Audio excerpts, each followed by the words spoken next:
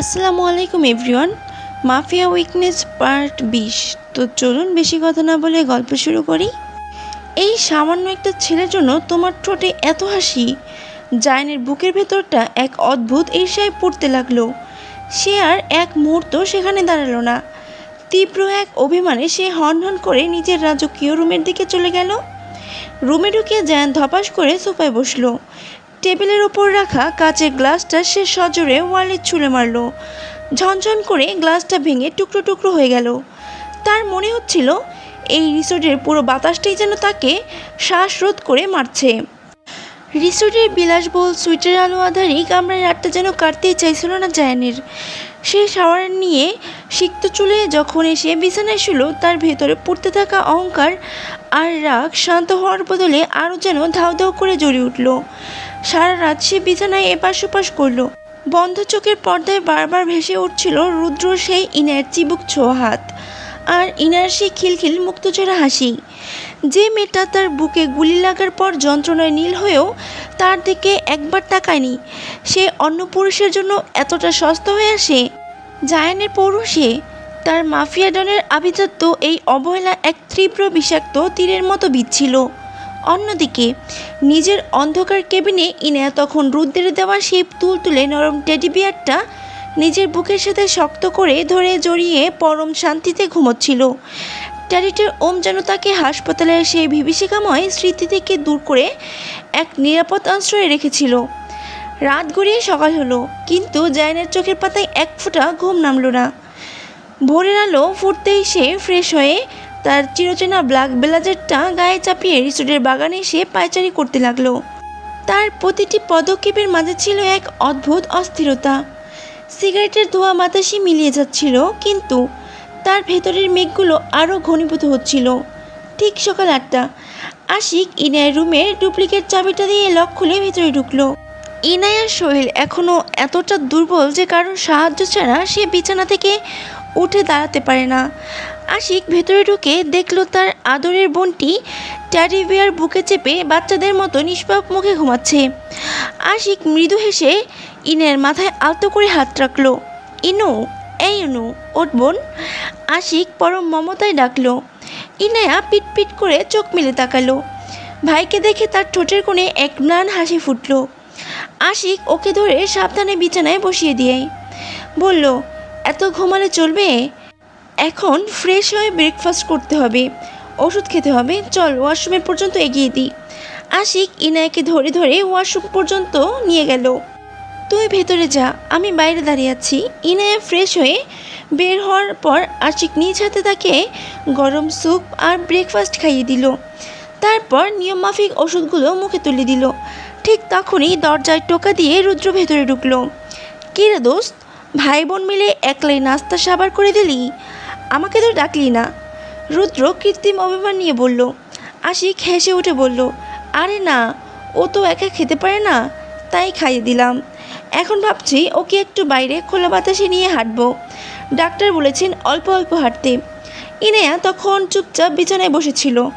তার পরনে একটা হালকা গোলাপি রঙের গোল জামা, চাদরটা গায়ে জড়ানো। বাচ্চাদের মতো শান্ত আর জড়সড় হয়ে বসেছিল সে। চারপাশের এই হইচই যেন তার ভালো লাগছিল না। আশিক ইনায়কে নিয়ে বাইরে যাওয়ার প্রস্তুতি নিতেই তার ফোনে একটা ইমার্জেন্সি মেইলের নোটিফিকেশন বেজে উঠল। আশিক স্ক্রিনটা দেখে একটু থমকে গেল।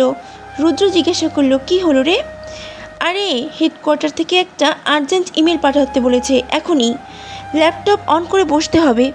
আশিক কিছুটা বিরক্ত হয়ে বলল। ইনায়া তখন খুব নরম শান্ত গলায় বলল, কোনো সমস্যা নেই ভাইয়া, আমি একাই যেতে পারবো বাগানে, তুমি তোমার কাজ করো। রুদ্র চট করে বলে উঠল, আমি থাকতে তুমি একা কেন যাবে পিচ্চি? আমি আছি তো, চলো আমি তোমাকে নিয়ে যাচ্ছি। দোস্ত তুই তোর মেল পাঠা, আমি তোর আমানতকে পাহারা দিচ্ছি। আশিক হাসলো। ও থাকলে আমারও টেনশন নেই, যায় নো রুদ্রর সাথে। ইনায়া বাধ্য মেয়ের মতো মাথা নেড়ে সম্মতি দিল। সে ধীর পায়ে রুদ্রর সাথে রুম থেকে বের হতে যাবে, এমন সময় রুদ্র একটু থেমে অত্যন্ত ভদ্রতার সাথে নিচু গলায় বলল, একটা পারমিশন পেতে পারি? মানে যদি অনুমতি দাও, তবে তোমার হাতটা একটু ধরি। একা হাঁটতে তো তোমার কষ্ট হবে। ইনায়া থমকে দাঁড়ালো। সে বড় বড় চোখে রুদ্রর দিকে তাকালো। তার ঠোঁটের কোণে এক চিলতে অদ্ভুত নির্মল হাসি। সে মনে মনে ভাবল, জীবনে প্রথম এমন কোনো পুরুষকে দেখলাম যে একটা মেয়ের হাত ধরে রাখেও এত সুন্দর করে অনুমতি চায়। ইনায়া আলতো করে মাথা নাড়াতেই রুদ্র অত্যন্ত আলতো এবং শ্রদ্ধার সাথে ইনায়া হাতটা নিজের হাতের মুঠোয় নিল। তার স্পর্শে কোনো লালসা ছিল না, ছিল কেবল এক অকৃত্রিম সুরক্ষার আশ্বাস। বাগানের এক কোণায় বসে বসে জায়ান তখনও ল্যাপটপ আর ফোনে নিয়ে ব্যস্ত থাকার ভান করছিল। তার আঙ্গুলের ফাঁকে জ্বলন্ত সিগারেট, কিন্তু তার চোখ দুটো ছিল ইনের রুমের রাস্তার দিকে। হঠাৎ তার দৃষ্টি সেদিকে যেতেই তার বুকের ভেতরটা যেন এক নিমেষেই কয়লা হয়ে গেল। সে দেখল ইনায়া আর রুদ্র হেঁটে আসছে, কিন্তু রুদ্রর একটা হাত ইনায়ের কাঁধে পরম নির্ভরতায় রাখা, আর অন্য হাত দিয়ে সে ইনায়ের হাতটা শক্ত করে ধরে রেখেছে।